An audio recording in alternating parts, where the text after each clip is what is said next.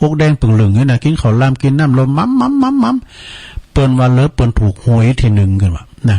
มีโรคภัยไข้เจ็บนะมันร่างกายเขาสมบูรณ์เปิ้นกินได้กินเปิ้นตันได้ตันเปิ้นไปไหนก็ได้ไปแหนบอ่อนนะหมายความว่าหัวเข่ามันเจ็บ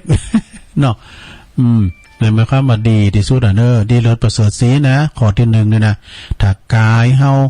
บ่มีโรคภัยไข้เจ็บประเด็นนี้คุณเฮานี่มันเป็นโรคหลายโรคนะซ้ำเด้อนะโรคเก่าเบาหวานความดันไขมันหยังก็มีเนาะฉะนั้นก็ระมัดระวังในวัฒนธรรมการกินพองนี่นะเพิ่นมื้อกินลาบก็ได้ไปกินโขย เอาข้อที่2มีสุขภาพใจที่เข้มแข็งเด้อถ้ากายดีนะใจก็ดีขึ้นมาโดยขอถนอมน้ำใจกันไว้นะลูกเต่าเหล่าล้านเลนเนาะคนเฒ่าอย่างปออย่างแม่เฮาเนี่ยเปิ้นต้องการหยังเปิ้นต้องการเอาโอไว้นี่เปิ้นต้องการเอาอกใจดูอย่างตุลุงว่าน่ะใครเปิ้นเอาอกใจมันมีไผเอาอกใจ เปิ้นต้องการเอาอกใจก็อู่มนต์จ้าหวานคือปอคือแม่โอ้เวลาไปอู่คนอื่นในปุตูอ่อนหวานแล้วหึมเตอ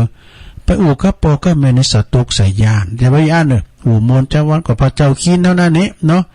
แม่จันว่าน่ะของดีเฝ้าบ้านได้สุขภาพ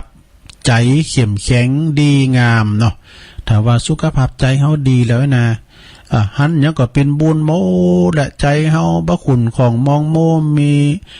บ่มีอคติในใจหมายความว่าพอโลกในแง่ดีนะมองโลกในแง่ดีหันอันยังก็เป็นว่าสุขอกสุขใจโมนอกมนใจไปหมดข้อที่3มีมิตรภาพที่งดงามนี่มิตรภาพก็คือหมายความว่าอันเฮามีพักพกเพิ่นฟุ้งเฮาก็ดีกันเนาะมิตรภาพสร้างมิตรภาพนะสร้างมิตรภาพก็คือเฮาแบบมีผิดมีภัยกับภัยเนาะมีกรรมห่อนกรรมให้ติสินนินทาภัยพยาบาทปองลายภัยบ่คอยภัยเนาะมีมิตรภาพที่ดีที่งดงามเนาะข้อที่4ก็มีคุณธรรมประจำใจนี่คุณธรรมนี่นะสำคัญนะสราเนาะถ้าเขามีคุณธรรมประจำใจหมายความว่าจะมีสัจจะประจำตัวนะจะว่าคำทราบปุ๊บย่างเหล่าเลยนะเปิ้นพองเปิ้นย่างเลยนะแตะต้องเลยนะโอ้ก็ยังดีอยู่เปิ้นย่างแต่3เดือนนี่นะพองนี่เมาโหล่านำนะถึงเวลาเขาเขาวันว่าทราบปุ๊บย่างเลยพอเรามาได้สักขีน้ำมั้ยนะมีสัจจะในใจเด้ออันนี้นะคุณนี่นะลำเดือนนี้เปิ้นก็ตายไปละเมื่อก่อนนะเปิ้นดึงการข่มทราบปุ๊บนะเจ้าหมูเจ้าจุ่มมากินต่อหน้าต่อตานะเปิ้นดึงมีสัจจะในใจบ่แตะต้องเลยนะบ่กินเลยลองเอาภาษาว่านั้นปุ๊บกะปูดเอาให้มันแลโอลานน้ำดำแล้วโอ้แต่ก็ยังดีนะเปิ้นย่างได้3เดือนนะเนาะแล้วก็ข้อที่4ข้อที่5มีวินัยในตัวเองนี่มีวินัยในตัวเองนะซะนะคุณเฮาเนี่ยถ้ามีวินัยในการขับรถพอละหุนตาหุนต้างนะสำเตอขับรถปัดหน้าปัดหลังอันนี้ไม่มีวินัยทางจราจรนี่ทางจราจรเนี่ยซะนะญาติโยมสำเตอก็ขับรถปัดหน้าปัดหลังสำเตอนี่ลุงมาตีกันนะวางมวยก็มีนะซัมเตอร์เฮาก็ก็มันก็เต้นะซัมเตอร์มันมาเต็ดหน้าเต็ดตากันมันเตอรถมันปาดหน้าปาดตาก็มีเนาะนะฉะนั้นก็อยู่บนท้องถนนนี่ก็เคารพกฎจราจรแล้วก็มีใจเย็นๆเนาะใจเย็นๆอันนี้เดี๋ยวกันเด้ออันนี้ก็แฮมบทนึงแฮมบทนึงแปลว่าการทักทายกันทุกวันเป็นการที่ว่าเตือนจิตเตือนใจกระตุ้นสมองว่าการทักทายกันนะโยมเด้อทักทายไปไหนมานานเนี่ยกินข้าวกับหยังทักทายกะเนาะอันถ้าว่าทักทายมันได้ก็ยิ้มใส่ก็ได้เนาะยิ้มใส่อันทักทายกันทุกวันเป็นการกระตุ้นจิตใจนะกระตุ้นสมองด้วยแล้วก็ยังเป็นการบ่งชี้ได้ว่าเฮายังสบายดีอยู่ยังมีเปินยังมีผู้ที่หูจักหักเคารพนะแล้วก็เป็นตีระลึกซึ่งกันเสมอนี่คุณเราจะต้องมีพักพวกเพื่อนฝูงมีเปินป้อง นะฉะนั้นอย่าโยมทั้งหลายตักตายกันตักตายกันจะไปจังกัน ทักทายปลาใสนะเยี่ยมแจ่มใสหือกันนะเอาอันนี้มันกำนึงเกินเรื่องเงินทองเปิ้นว่าเรื่องของเงินเนี่ยนะบางฮู้ว่าไผจังขิดนี่นะปาเงินเนี่ยปาเงินไปบ้านใดเมื่อตายนะเวลาเฮาตายเงินคำเกี่ยวแม้แต่บาทเดียวมันได้เอาไปนะ เปิ้นว่านะแต่ขาดเงินหูซึกว่าเหมือนจะตายเนี่ยเวลาตายเนี่ยเอาเงินไปตัวมันได้นะซะนะเวลามันขาดเงินเนี่ยเหมือนเขาจะตายซื้อโง่ซื้อควายก็ไม่ได้เงินซื้อความฮักก็บ่ได้นี่ซื้อความฮักก็บ่ได้แต่เงินแต่ความฮัก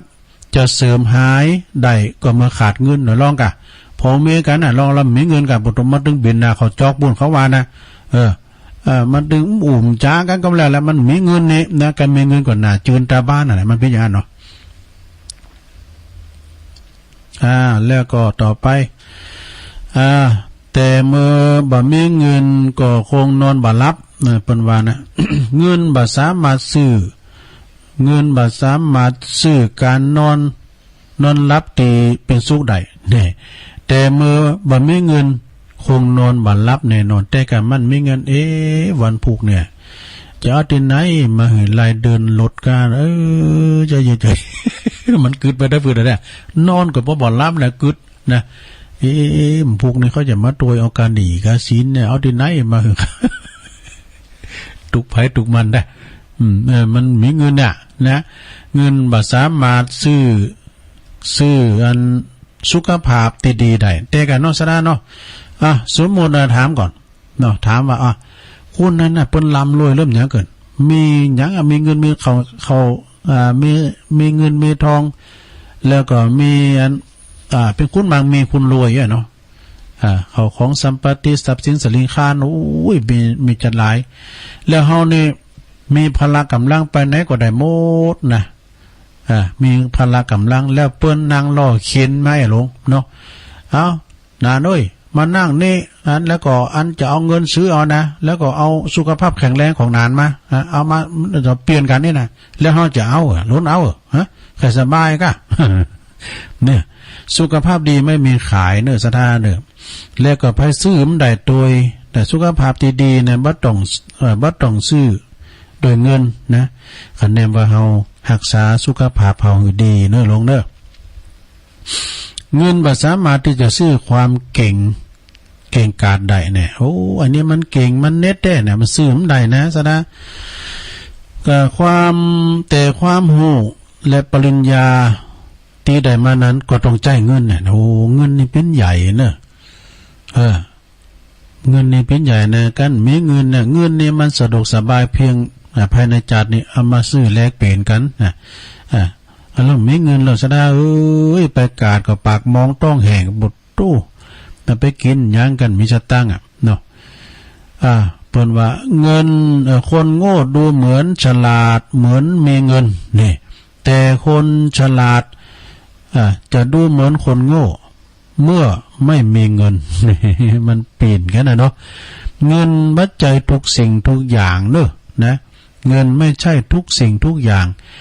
แต่ทุกสิ่งทุกอย่างต้องการเงินนี่มันก็มีเงินหมดนะซะนะเนี่ยลุงไผเนี่ยว่าเงินนี่มีเงินนะเปิ้นห้องวันน้องอีกเมทองเปิ้นห้องว่าปีเนาะเงินปัจจัยทุกสิ่งทุกอย่างแต่ทุกสิ่งทุกอย่างมันก็ต้องการต้องมีเงินมีเงินเปิ้นห้องว่าบ่เล่งเนาะเงินซื้อเปื้อได้มาทุกสิ่งทุกอย่างได้แต่บางคนยอมเสียทุกสิ่งทุกอย่างเปื้อได้มาซึ่งเงินนี่เจอเสียเงินน่ะบัดใจว่าเกี่ยวมันบัดใจเกี่ยวสารพัดนึกนะปมิเตแต่ถ้าคุณบ่มีเงินนึกยังก็ตึงบ่ออกสารพัดเลย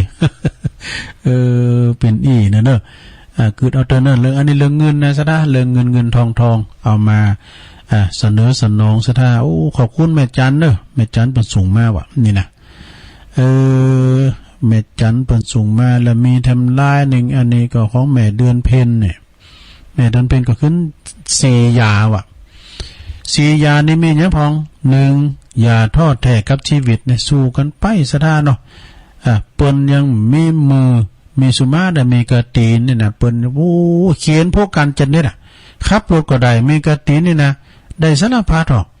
ยิงธนูก็ได้นี่ยิงแม่นให้ด้วยนะยิงธนูก็ได้เอาใจเอาตีนนั่นน่ะแล้วก็รับจ้างบุกขอก็ได้จากซ้ายได้ยาจากยาก็ได้ยังเปิ้นหันคลิปนี่นะซะดาโอ้เก่งแท้ๆลุงด้วยนั่นนะแข็งแรงแต่เปิ้นมีแขนมีตำบุญมีแขนมีโหเนาะโหก็มีกับให้ว่าซะเถอะกันโหมีก็ไปหันน่ะเนาะเนี่ยแล้วเปิ้นใจเท้านี่นะสุมาใจตีนเนี่ยทุกสิ่งทุกอย่างต้องใจตีนแปรงฟันกินข้าวกำจ้อนล้างถ้วยแม่นหมดอ่ะดอยตั้งนึงก็เก่งตั้งนึงได้แล้วก็อย่าทอดแท้กับชีวิตนี่และ2อย่าคิดหนีปัญหามันมีเหมือนกันหมดสดาญาโยมทั้งหลาย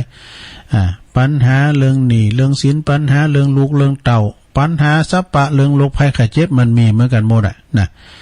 ว่าไปในไปนอก3อย่าแค่อย่าอันแค่กรรมนินทาเห็นมันจะมีหมดอ่ะกรรมนินทาอย่างตุลุงวาวันนั้นน่ะเนาะโลกกระทำ8มันมีเหมือนกันหมดกรรมสรรเสริญนินทา4อย่าดูถูกตัวเอง นี่อย่าดูถูกตัวเองเนี่ยไปดูถูกไปดูแควนตัวเก่าดูถูกนี่กรรมหบุญว่าดูแควนเดี๋ยวกันเนออันนี้เดี๋ยวกันเนอมีหยังจ้าน้องเบลกันน่ะเจริญปอนสาธุลุงโอ้มใจน้องเบลเสียงอันนี้มันคล้ายๆกันเนาะอันนี้ไอ้พลก็ไอ้พลครับลุงพลขอโทษครับมีฝุ่นเนาะลุงพลไม่อ่อนเดี๋ยวก็โต๊ะเดี๋ยวก็ได้โต๊ะก็ได้ละเดี๋ยวโต๊ะมั้งลุงพลสหกรณ์หาเนาะสหกรณ์หากะบัญสหกรณ์หาเนาะครับยินดีพลได้หลายเด้อลุงพลครับรู้ใจลุงเลยก่อนนึกก่อนนึกว่าอัน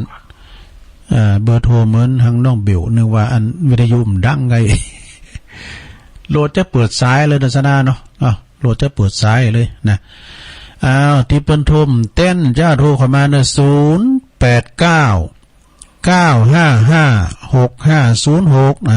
โทรกันเข้ามาเปิดสายหลายๆ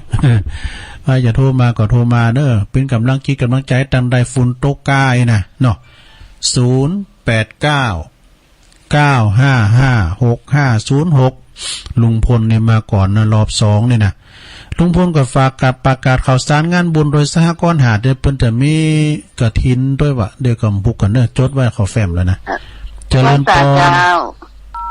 ปอนตุลุงพระเจ้าเตทามหาวิทยาลัยจบสักครั้งเจ้านี่มันจบสักครั้งตุลุงก็เสียงหายไปหน่อยนะแล้วก็เลยอธิบายเป็นกรรมให้เนาะอธิบายตุลุงนี่ก่อนมาให้ตุลุงสิเด้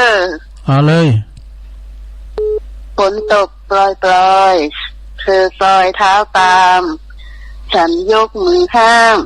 อย่าตามฉันมาเธอไม่ฟังเสียงเดินรี่เข้าหาปลดของมีค่าได้สร้อยขอไป3 วันผ่านพ้นฉันพบเธอใหม่ตบฉันเข้าให้ก่อนเอ่ยวาจาน้ำเสียงกลาดเกลี้ยวฉุนเฉียวนักหนาใส่สร้อยปลอมมาใยไม่บอกกันไหว้ศาลเจ้าขอถามได้แม่อยู่ไหนกันแม่อยู่ไหนอยู่บ้านไหนได้สเก็ตเจ้าจื้อหยังจื้ออะไร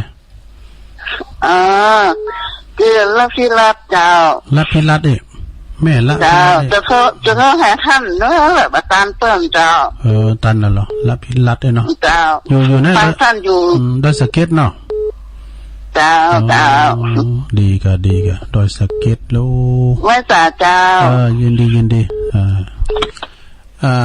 แม่ละพิรัตดีว่าเพิ่นอ่านก้อนจัดโมนเมื่อกันนะเจริญปอนมาสูงค่ะท่านลุงแม่ข้ามาเจ้าแม่ข้ามาแล้วแม่สุขาเจ้าฟังเจ้าแล้วเนาะเจ้ามาแรงครับ ดีกะครับ คำฝนตกทางเมืองฟ้างอ่ะมืดไปบ้านตะวันไว้มันมืดได้มันตกเหมือนกันน่ะตอนนี้กันเนาะมืดเลยอ่ะมันไม่เต็มสีเจ้ามันมืดเต็มว่านี่ตกเนาะว่านี่ตกอยู่ของมันขึ้นตกเป็นห่วงเจ้าน้ำขึ้นเนี่ยมันตกน่ะตอนนี้ก็อ่อยนั่นน่ะมันก็ตกหลายขอบคุณแม่คำนักๆเด้อโอ้ขอบคุณไม่สุงค่าพี่น้องไตเพิ่นอยู่เมืองฝางเด้ออันนี้นะเพิ่นอยู่อันน่ะอันปะกันละเจริญปอนเจ้าตั้งได้ไหมแม่อยู่สางจ้ะบ้านเนี่ยบ้านฝางแม่หยังก็สันปะแดงสันปะแดงแม่หยังแม่ทองเจ้าแม่ทองโอ้ได้ยินจักคำเต๋อดูสันปะแดงแม่โทรมาสั่นแล้วไปแล้วเตือนแล้วนะถ้าโทรมาแต่มาปิดสันปะแดงนี่นะสันปะแดงนี่ไม่อายกะอำเภอไม่อายอ่ะภาษาฝังหน่อยก็เดี๋ยวกันบ้านสันปะแดงตำบลแม่ซูนแม่ซูนดีกะมาตรการให้เจ้าแม่ทองสันป่าแดงตำบลแม่ซูนก็โทรมาเด้อนะเจริญปอนภาษาเจ้าที่ลุงนี่ตั้งได้แม่อันนี้อยู่บ้านขุนเล้าเจ้าโอ้คุณเล้าไม่อายบ่เนาะเวียงเป่าเนาะเจ้าแม่น้องเที่ยวเจ้าแม่หยังเนี่ยแม่หยังแม่วิไลเจ้าแม่วิไลคุณเล่าอีกแม่วิไลตีเสียขอทายลูกตุ้ลุงนั่นแหละอันน่ะเจ้าโทรมาได้จะเป็นชิดวันแล้วมันเบิดตั้มตัวเนี่ยเนี่ยนี่เต้นเลยเหรอคุณเล่าเนาะฟังตลอดเจ้าฟังแรงเจ้าก็ได้ยินอยู่วะฟังอยู่จะอ่านหนังจึงโทรมาเถอะเนอะโทรมาเถอะพี่ยังเนาะแม่วินเลยคุณเล่าขอบคุณเนอสาธุปุ่นปะกันนำก้ามกับปุ่นน่ะเนอเปิ่นวางศิลาเลิกปุ่นน่ะเนาะเจริญปอนติดแล้วดีแล้วติดแล้วตั้งใดนี่แม่เงินนะเจ้าไม่ห้อยเงินได้แม่ยังก่อนแม่เจ้าแม่ยังเจืออันนี้แม่โบเขียวเจ้าแม่โบเขียวเจ้าไปศาลลูกฟังตลอดเนอะไม่ห้อยเงินนี่ก็ได้สักเกตนะกันเนาะเจ้าขอบคุณหลายๆเนอะเจ้าโดยสักเกตกับฟังกันหลายนะเนาะโดยสักเกตกับฟังกันหลายดังเนี่ยเจริญปอนกาแฟสาตุลุงอันนี้แม่บุญเพ็ญยอตุลุงวันที่24นะอันกันเจ็ดตุลุง1เนอะถ้ากะตุลุงจะไปกฐินที่วัดดอยน้อยวัดดอนน้อยเหรอ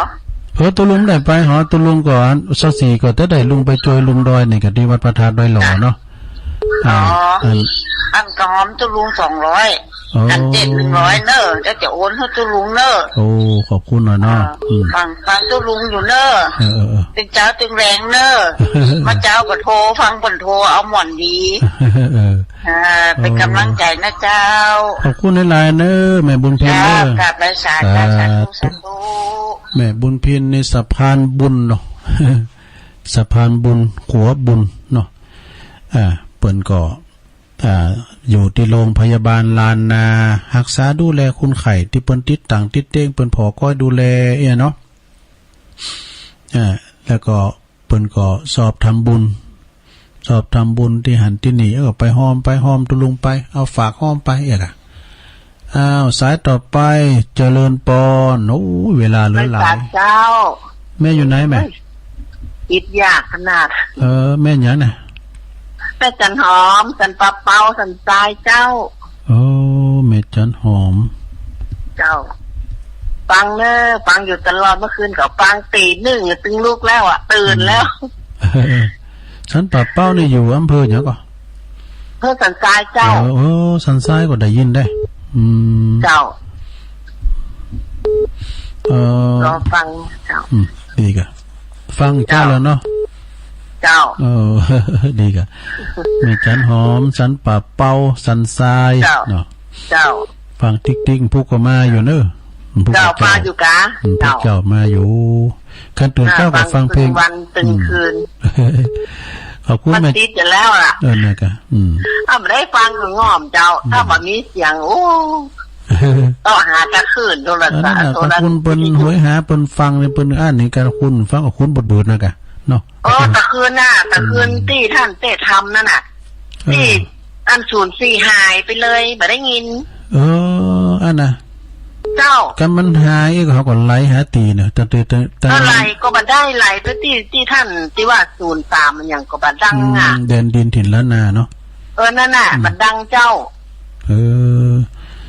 ก็เลยได้ยินเสียงคำเดียวแล้วก็ผู้เจ้าวัดสีคำมาแตนเนี่ยเนาะอันน่ะต้นควายมาเนี่ยกันเนาะแม่นไว้สารนะเจ้าดีเมจันหอมเด้อสันป่าเป้าสันป่าเป้าเนาะเจริญปอนไปช้าเจ้าจะลงอันนี้ตั้งได้จ้าบันทีหลงเจ้าบันทีหลงแม่ยังก่อนเนี่ยมันนี่เจ้าแต่ไม่มันนี่ฟังอยู่เนอะบันทีหลงอ่ะเนาะเจ้าจำปูนนี่ฝนตกก้าไหมอันมันตกในมือแต่แล้วมันตกมันมืดได้นะนะเนาะมันแต่ว่ามันตกมันคำอ่ะแม่น่ะอ่อยว่านี่ก็อ่อยว่านี่พี่น้องตกคุณก็ตกอ่ะมันก็อ่อยมันฟุ้นอ่อยซุยๆอ่ะอ่อยซุยๆนั่นเนาะมันตกมันหลายโอ้ขอบคุณแม่มณีหลายๆเนอะเจ้าไหว้เจ้าเป็นกำลังใจตัวลุงนะเจ้าโอ้คุณยองเหมือนกันบันทีหลงลือหลงก็มากันแล้วในลือหลงอ่ะลือหลงเจริญปอนไหว้เจ้าลุงนี่ทันได้จ้าแม่ทำตับเจ้าใช่ปะกาแม่ทำตับเต้าดูเนี่ยใช่ปากกาน่ะเนาะโอ้ไม่ได้กับวัดติดเนี่ยถ้า2 วันได้ถึงเดียวเนี่ยได้กันได้ผมได้ยินนี่ติดแล้วกำลังติดแล้วแล้วเมื่อคืนวันนี้ไม่ได้ฟังแล้วเนาะ3 ตูน 3 องค์อ่ะก็เดี๋ยวรอฟังพอกะแต่ลองฟังอาจารย์ตุลุงก็เพิ่นได้รับรายงานแต่นะแจ้งด้วยเพิ่นแปลงแล้วกันหมู่นี่กันแล้วก่อนเพิ่นก็ได้ฟังเนาะตุลุงก็เพิ่นเท่ากู40,000ก็ม่วนกันเนาะพอพังกู40,000ก็ม่วนกะเพิ่นก็เล่าเรื่องหลายอย่างโธ่เพิ่นอู่เสียงป้อยดีเพิ่นอู่เก่งเลยนะเปิ้นก็จะมีงานวันที่24 25นี่นะเปิ้นว่านะแฮปปี้เบิร์ธเดย์วันเกิดเปิ้นตัวกฐินตัวสืบชะตาตัวตามตุ่มตัวนะครับยกครูเด้อได้ยกครูแล้วยกครูเปิ้นนะตามงานเนี่ยขอบคุณนะแม่เจ้าต่ำตับเต้าชัยปราการฟังถึงวันน่ะเนาะพวกเจ้าก็มาอยู่เด้อเจริญปอนนมัสการครับผมอาจารย์นิพนธ์ครับวันนี้งัวมันขาดล้อนะครับสงสัยไปไม่ค่อยได้ผมก็เลยจะนำหน้าไปก่อนเลยเอาเลยนะครับเนาะครับ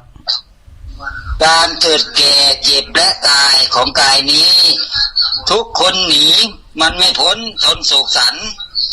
เกิดเท่าไรก็มาลายวายชีวันมัจจุราชทันวันไหนไม่เคยรออันคนเราได้เกิดมาอย่าประมาทผ่านภพชาติกรรมลิขิตคิดไหมหนอที่เคยทำย้ำอดีตติดตรวนรอชาตินี้หนอจึงมาพบประสบมันอันศีลทานการกุศลใครหนุนเล่าต้องตัวเราทำเองเร่งประสานอันคนอื่นไหนเล่าจะประทาน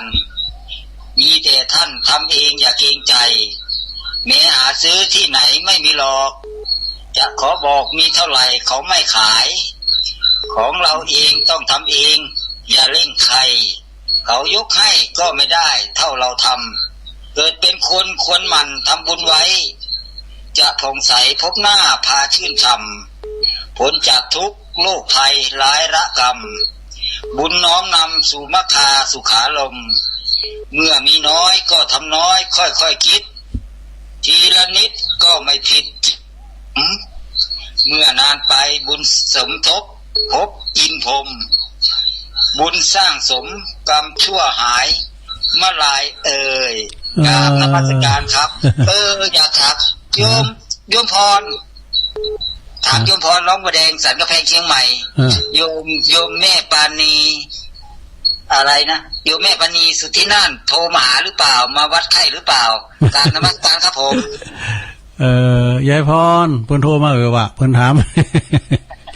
เจริญปอนขอบคุณอาจารย์นิพนธ์ครับกราบไปซาก็ลงจ้านี่ก็พรเหมือนกันนี่พรป่าเสาแม่พรอันจะลงเจ้าการทำบุญเนี่ยค่ะกับทำคนเดียวอย่างพระอาจารย์นิพนธ์ว่านะ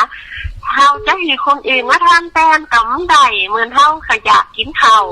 ถ้ามีคนอื่นกินแตนกำไดเหมือนกันนะเจ้าตุลงนะแน่นอนกะแต่กะอย่างก้อนนินทาก็เหมือนกันเจ้าตุลงแต่เขาไม่เราคว้าเงินอย่างชาติอย่างทำต้องไปสนใจสักกันเดียวมันก็ตึงหายไปอาจารย์ตุลุงเขาจะมานางนินทานางเราควันเขาตลอดเวลาจ้าเอาเฉยเดียวหายไปละเจ้าต้องไปสนใจละเจ้าอย่างรุ่นนั้นว่าเลยกะเขาเมื่อยกลางเขาจะย่างไปเองเลยจ้าจะลงเจ้าทางเขาห้องที่เราฟังมามนนะเจ้าเขาฟังมันโทรกับมนคนนี้โทรมามนจ้านะกะลุ่นกันตอนได้ที่จะโทรมาหาตุลงคือกำลังใจตุลงอ่ะจ้าโทรมาได้เนอะยินดีต้อนรับกูคุณเนอะเนาะจ้าสาธุกำลังใจตุลงเนอะจ้ากราบไปสาเจ้าแม่พรนี่เป็นอยู่ป่าเสาปนเนอะนี่นะป่าเสาอุโมงค์ละปูนนะเนี่ยตัวแทนทางละปูนเนาะเจริญปอนไปสาเจ้าตุลงมีแม่โนนนะแม่พินแม่พินประเดชนะเจ้าแม่พินประเดชมาแล้วจ้าครับแต่เจ้ากับอาจารย์เปิ้ลเจ้าเนี่ยไม่ได้ยินเนาะเจ้าในเมืองฟังอยู่นะเจ้าขอบคุณหลายเนอแม่พินเนอเจ้าว่าสาเจ้าสาธุถ้าบัดเจ้าบัดแต้นก็พวกเจ้าก็โทรมาแถมก็ได้อยู่เนาะเอาไว้สาครับนมัสการตุลุงยองนักเทศเสียงทองนักเทศมาราธอนคือรางวัล2 รางวัลเนาะไปลง2 รางวัลนักเทศเสียงทองตุลุงยองเทศมาราธอนดิสกันหลายวันเนาะเตือนเป็นไปเป็นธรรมะสอนใจหลายอย่างตึงของจุ้ยเฮาเนาะถ้าปล่อยมาปอไม่นักแต่งกรแถมได้โดยสเก็ตเห็นร้อนเนอะหลายรถหลายชาติเนาะครับจะเขาขีดแกงโฮนะครับเนาะหลายอย่างแล้วจะแก่แค่ดีกว่าแค่แกงโฮแก่แค่สูตรนั้นกันได้เป็นอาหารที่มีคุณค่าคือเป็นสมุนไพรกันทั้งนั้นเนาะแต่การฟังธรรมจากตุลุงยองก็คือมีทั้งบรรยายธรรมะมีทั้งเทศธรรมเมืองเนี่ยด่ะมันมีหลากหลายทำตัวอุ้ยเจ้ากำสอนตัวอุ้ยกำสอนของอุ้ยวะจือทำในนี่ตรงนี้เหรอในที่ผมพ้นพรนี่นะมันสมัยรุ่นไหนหมดเนาะแต่ก่อนทำอย่างนึงถ้าคนโจมด่าพี่แม่โกดประกันฟังซีนมาเนี่ยที่แก่เนาะอันที่แม่นของแม่นเจนเนอร์เนาะอันที่แม่นของแม่นเจนเนอร์ผมนี่ก็ล้อจังหวัดเลยถ้าตุลุงไปฮันเบอร์ลอยไปลอยมาเจ้าแล้วเนาะเบอร์น้องพอนะฮันเบอร์ลอยไปลอยมาเจ้าแล้วเนี่ยเป็นยังไงทางที่ฝนมา2 รอบก็แล้วกันเนาะนะครับฝนผมก็ตกหนาวที่หิวนะจ๊ะตอนนี้ขึ้นเพราะหนาวแต่มันบดนะนะครับผมว่าอาบน้ำมันเนี่ยหนาวเนาะขันโยเขานักละหนาวน้ำไฟก็เป็นไข้เป็นเมื่อยด่างมายืมว่าผมยืมอาบกันเนี่ยแล้วอาบกันมันจะวาลินนะนะได้ว่าคือหรอเดี๋ยวนี้นอนเสื้อไผ่นอนในห้องอ่ะจ้างกล้าเป็นแสนมายืมอาบอีกจ้างกล้าเป็นแสนนะมาเอาเนาะอาบก็จ้างมันอาบตอนที่มันห้อนหรอกอาบกันอาบนะกันวันนั้นไถ่ว่าหาทานอย่างนี้นานก่อน ก่อนที่ให้เปลี่ยนฤดูเนี่ยของขมเนาะที่ว่าเนี่ยบักแข้งของกาดอกแก้ขาวดอกแก้ที่เขาใส่แก้น่ะเลยเนาะแม่น่ะกินแล้วแก้ไข้หัวล้มอ่ะป้องกันไข้หัวล้มอ่ะอ๋อดีกะนี่เป็นยาสมุนไพรชนิดหนึ่งผักขี้เล็กเนี่ยกินแล้วรับดีแก้ไข้หวานเป็นลมคมเป็นยาอันนี้ยายุคยาสมัยบักเก่าเนาะแล้วก็ตุลุงแต่ตุลุงเหมือนกันนะก็ก้อยไปเนื้ออันถ้าเขาเจ๊เขาเปลี่ยนเนี่ยมันได้ไหมนุ่มได้แต่เราไปซื้อของคนมาของได้น่ะมันบุญไปบุญมันได้เรื่องนี้นี่เป็นข้อคิดกันมันมาจากการถ้าสมมติว่าเอาประตูหวยซิต้าหนาเขาแบ่งก็ตุลุงที่2ถ้าแบ่งตุลุงเอาไป10แล้วนอนติดเตียงเนี่ย10 ปีเนี่ยลุงเอาเอาเนาะตัวกินนอนกินลุงว่าคนเดียวนะเนี่ยนะลุงมันตึกลึกหรือเป็นยังสักเตยเนี่ยนะน่าก็แซ่เอาประหารลุงย่องเป็นวัดสักกับได้ยินเสียงของวัดสักแต่นี่ก็ดังเต้นเลยกะน่ะวันพูกวันเจ้าก็รู้อย่างมันเนาะพูกมีอยู่ลำแรงมีเนอะแรงได้แต่ไปช่วยงานแรงได้แต่ไปช่วยงานปุ่นอันที่แม่ต้องได้จะไปขอลูกเจ้าจีอื่นแทนผมที่ไปที่วัดประไพบ่อทองแล้วที่พระครูอันผู้ที่ทำหน้ากับลงพี่สมเพชเอานี่นะจะไปเป็นสงฆ์ระดับสมบัติศพเสียวันนั้นแต่แม่บ่ได้ไปหลายสองหาว่าส่งพระเจ้าไปบอกผู้คณาจารย์สมเพชก่อนก่อนที่เนาะอาจารย์เนาะขอบคุณหลวงพ่อมานิดเด้อสาธุหลวงพ่อมานิดถาวโรนะสำนักสงฆ์หอมบุญก็การบรรณาการนั่นน่ะผมในอย่างสักวันน่ะเจริญพรการนมัสการเจ้าไม่เจริญนะอันนี้จำได้ไหมโดยสเก็ตเน็ตแต่นอกกำกรคนเหมาะอาจารย์นี่คนเป็นยังมาเก่งแต่ว่าฟังตะกี้นั่งเฮินตอนที่อ่านทำคนเท่าสอนหลานย้อนไก่ว่านักบวชมาเมินแบบนี้มาได้ยินมันมาเคยปะกับที่เคยปะคนหลายคนที่ว่าอย่างเงี้ยไม่ได้มันนั่งใครหัวอยู่คนเดียวย้อนไก่ว่านักมันมีแต่ในธรรมเนี่ยมันจะว่าตุลวาลินนะมันมีแต่หรอกเยอะเรื่องถามหลวงพ่อมันมีแต่ก่อนนี่เคยปะลุงคนนั้นอ่ะเพิ่นเป็นน้อยเนาะเป็นตู้เจ้าเก่าเนาะแล้วเป็นสีก็ไปกันย้อนค่าใกล้นะเป็นตู้แล้วว่าอันบัดจวนเพิ่นไปวัดอันนั้นจะอันไปวัดไปอย่างเงี้ยก็ย้อนใกล้นะถึงสิว่ะถ้ามาจวนอีว่ะมันขึ้นหาเพิ่นนะก็ดีไข้หัวโทรหาทานนี่นะโทรติดรุดอยู่เนี่ยเจ้ามาละเดี๋ยวแม่หยังก่อนเนี่ยชื่อหยังก่อนไหมแม่อินทนินสีอยู่ไม่ถึงน้อยเมืองฝางใช่ไหมเจ้าแต่มาอินทนินเนาะน่ะโทรหาท่านอยู่นะว่าอันนึกแต่ว่าเมื่อกำลังใจนะเจ้าขอบคุณแม่ซูนมันจะหนาวแล้วขอบคุณแม่นักเด้อฟังกำลังใจได้อีเจ้านมัสการเจ้าเปิ้นเปรียบเทปเมื่อวานจ้างยำงงโต๊ะเก่าอ่ะนะอยู่แพอยู่ป่าบนน่ะนะย้อนค่าใกล้แล้วเนาะเจริญพรมาสการยาวเอายายพรมาทำแล้วรอบ2ยายพรวันนี้จะมีคำกรนี่เอาลองว่าบ่เนาะถือไว้ลองว่าบ่เนาะชีวิตอันนี้จังอย่าได้หวังในสังขารไม่มีสิ่งต้านทานถึงเมื่อถึงการมรณะชีวิตคือความทุกข์เหมือนติดคุกหนาเวียนว่ายในโลกาเพราะตัณหาพาให้หลงจบเลยอนัตตาถ้าปัญญาทางงงวันที่ทิศตรงพระพุทธองค์ชมกันสอนนี่จบเลยมันยาวเอาแล้วไม่พอดีแล้วงามกับวันพุกเอามาเนอะพุกเอามาต่อได้อย่าพอนี้ก็ธรรมดาเนอะเห็นหน้าจะดามันได้นะเหมือนอย่างเงี้ย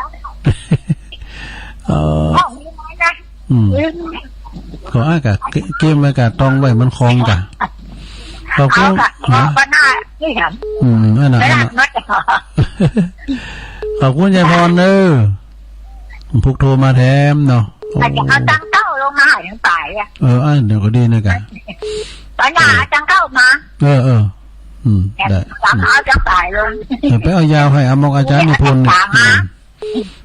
ยาวลำก็กินเวลาไปหมอไปพอดีเนี่ยกะดูแลทางจริงใจเนี่ยปัญญาธรรมะกันเนี่ยอันนี้มันเป็นคำสวดเนาะโอ้ชาชดาอาธรรมาพุทธองค์ฟังแล้วคิดอินทนิษอมยมจิตเอาสแตนเอาสแตนเลดออกก่อนได้เหรอปัญญามานเอาสแตนเลดออกก่อนได้เหรอขอบคุณยายพรเนอะพวกมาแฮมดูลาท่านหญิงชายอ่ะเขาท่าเนอะยายพรเนอะพวกมาแถมดูลาท่านหญิงชายเนี่ยเป็นคำสวดเนาะเจริญปนยายพรโยมพี่สมัยยายพรย่ำเจ้าได้ยินกี่ท่านเนี่ยได้ยินแต่ตุลุงมานี่แล้วก็ยายพรแล้วก็มาต่อน้องแล้วมัวไปอาบน้ำอย่าจะแปะก็ไม่ได้เอาทำขี้ขานั้นใส่นี่มันจะให้แปะมาแปะเนี่ยตุลุงมาแปะเนาะแปะดูตุลุงอาบน้ำเป็นได้ก็อาบอยู่นั่นนะ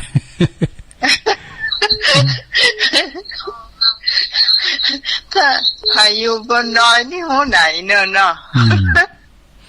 หูไหนเนอะถ้ามีเครื่องทำน้ำมนต์นี่หูไหนอะน้ำยืนในโอ่งเนี่ยถ้าอย่าอันเอาใส่อันพ่นอะอย่าพ่นข้างฝั่งอย่าจะขอบคุณโยมพิสมัยเนอะดอนตันแม่ริมเนาะสาธุได้ยินนั่นอาจารย์นิพนธ์สักคำเพิ่นก่อนก้อนเนี่ย2 รอบกันเหรอมาตามสักคำต่อนั่งผู้ฟังแฮมเนาะสาธุยายพรก็คือมีคำก่อนเด้อเพิ่นว่า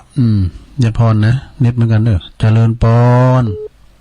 ไล่สาเจ้าตะลุงโอ้แม่สีทอนมาตอนบ่ายตอนแรงเนาะเจ้าแม่สีทอนหนองบัวไซปราการเจ้าก็แสดงกับว่าใครตีแบบนึกว่าแบบตีแต่ไม่ยังติ่งแต่มันดึงเวลาความเป็นหนองบัวแฟนครับตะลุงนักลำไปไซปราการตายก็บอกว่าไงแต่ดีกะฟุ้นทำมีละก้าตะบุญน่ะเมสซีทอนโอ้มีสวยๆนะตึงแบบขาดเด็กอ่ะที่ฟุ้นเรามีกับตะลุงมีตอนนี้มันมืดไหนฟุ้นสวยๆกว่าปีนั้นปึ้งว่าฟุ้นขี้เหล่าสวยเนี่ยโอ้ยเจ๊ๆวันเดี๋ยวนี้มันรับโมนนะกะมันรับดีมันรับโมนยากตึงมาได้หนึ่งแต่กะแปะก็ได้แล้วเป็นยังเจ้ากำลังใจแม่ตะลุงตูขอบคุณแม่สีทอนเด้อจ้าวันพุกก็ตื่นเจ้าก็ฟังเพลงมนเนอะฟังเพลงกันมนอมตะนิรันดร์การเจริญปนตอนนี้ไปถึงวันเสาร์วันเนอะศุกร์เสาร์วันพุกวันศุกร์เนาะพุกวันพักพักศุกร์เสาร์นมัสการเจ้าเจริญปนโยมอยู่ไหนฮัลโหลน้าจ้าบางคนบอกโทรมาก็ไม่เจอหาจ้าโทรมากับไม่เป็นอย่างโทรมาเตอโทรมาทักทายกันแม่ยังก่อนพวกนี้ก็บ่มีเนาะฮะพวกนี้ก็มีเจ้าตุลุงพรุ่งแรงนี่ตุลุงคืนเวลาก่อนเพราะว่าพวกตุลุงต้องไปช่วยเพิ่นตัวปีเพิ่นอยู่ในตำบลเดียวกันเนี่ยเป็นตัวเขาไปช่วยงานเพิ่นทนลองใช่ป่ะทนลองงานจำนี่แม่บ่ได้เนาะแม่อยู่ไหนก่อนแม่สีพันเจ้าแม่สีพันน่ะร้องอ๋อละอ่อนแต่กับแม่สีพันของแม่สีพันนี่มันจะดังกอยหน่อยนะแม่สีพันร้องอ้อเอาแล้วได้ยินแล้วมันมาโทรก็บ่ได้อ่ะมันอย่างไรมันไม่สบายใจโทรมาก็มันเลี้ยวใจเลี้ยวบนกันโทรมาก็โมนละแล้วมันสบายใจอย่างไรเฮาแบบธรรมะธรรมโมนี่มันม่วนเดียเนาะแต่กะโท ทรมาเตอ คนนั้นโอนได้คนนี้โอนได้ก็มันหลากหลายนะอันนี้ยังดีนะตั้งสายไต่ยังได้ยินในการสายไต่ได้ยินเนี่ยบุโรแต่มีทำจัดหลายเนี่ยคืนเนี่ยมันกำลังสอดอยู่ปนแปลงอยู่ปนปรับปรุงเนาะเจ้านี่บอกค่อยได้โชว์เนี่ยผมยมแม่ขี้รับมาเจ้าเนี่ยให้เป็นอย่างก่อแล้วนะก็มันตื่นเจ้าไงตี3เนี่ยฟันเนาะกันเนอะกันนี่ก็ฟันไปรับสะดุ้งตื่นเจ้าไปย้ายกันนี่ก็ฟันฟังเอากะฟันฟังเอาฟังแต่กับฟันฟังเลยฟังตอนแรงนี่ตอนแรงไม่ได้อู้น้อยขอบคุณแม่สิพันหลายๆเนอะลองอ้อสันเพเสื้อสาธุโอ้เหมือนกันเนอะขอบคุณเนอะโอ้ขอบคุณหลายๆแม่สีพันลองอ้อสันผีเสื้อเจริญปอนไม่สาจาตุลูแม่ฟองปงดอนแจ่ห่มมาแล้วให้ว่าลืมนี่ไม่ลืมจังได๋ทำบุญไปแล้วเนอะพุทธศรีคีรีแม่ฟองปงดอนทางวันดีกะเต็มโตแจ่ห่มขอโทษก็ดูมันอ่อยน้อยเดียวเดี๋ยวนี้มีละมันหมดเลยอ่อยๆนะบรรยากาศอย่างมันทำเหมือนคุณปินวาดปินอ่านนะแกปรับอาการตั้นนะปรับอาการเต้นขอบคุณแม่ฟองเนอะเมตตาในเขาก็ดักวิทย์จ้ะเอาแถมสายที่30จะเพียงแพ้จ้ะเจริญปอนเดี๋ยวให้ใหม่เป็นสายสุดท้ายลูกหลาโคฮองลองดูได้เป็นแต่แม่จะรู้นะแม่จะรู้ปกจริงเลยว่าโทรก็ง่อมป่ะโทรมาเต้นกับพวกเจ้าแถมนะเย็นชิวๆนะบนดอยนี่แล้วนะเจ้าดูแลสุขภาพเนอะระวังอุ่นนะเนอะโอ้ขอบคุณเนอะแม่สาธุอันนี้แม่จรูนโอ้ได้อุ่นอินดูป่ะนะเดี๋ยวนะน้ำสายเจริญปอนใบสายเจ้าตุลูโอ้แม่ปานนี่มาเป็นลูกหลานของหอมวันนี้คำกรนักแต่งก็ยังมีสติปัญญาดีขนาดบ่มเจ้ามันเป็นมิสินเนอะศิลปินอันนั้นคนเอาที่ว่าอันคนจะสวยอันอย่างคนจะสวยจันยาใช่ตาหวานนะคนจะสวยจันยาใช่ตาหวานคนใจใหญ่คนจะแก่ความรู้ใช่อยู่นานคนจะรวยสินทานเพราะบ้านโตสินทานแค่บ้านโตอย่างนะครับน่ะใจว่าอันถ้าแก่เพื่ออยู่นานนี่มันใจนะเนาะแม่น่ะมันใจแก่เฮ็ดลุ่มหรอเอาใส่แก่ได้แก่เฮ็ดลมนี่เข็มได้แต่สถานการณ์ลมเดี๋ยวนี้สุดท้ายพอดีขอบคุณเลยแม่เนอะเจ้ากำลังใจเวลาพอดีโอ้แม่สุขภาพกันนะเจ้าแม่ปานีนี่เป็นสายสุดท้ายลูกหลานโคหอมแต่เนาะขอบคุณเด้อโอ้ไว้มันเต้ามันเต้นก่อนพุกโทรมาแถมเนาะขอโทษสายก่อนวันนี้ก็มีแม่จันทิพย์เกียรติการลามสายที่1สายที่2ก่อนแม่จันศรีแจ่งโหรินฟางเด้อสายที่3ก่อนแม่ปราณีเต้นน้องเต้นเนอตุงฝาบดเนี่ยนะขอบคุณแม่ปราณีสายที่4ก็ป้าน้อยบุญปันมโนครเสาหินฝางเนอะ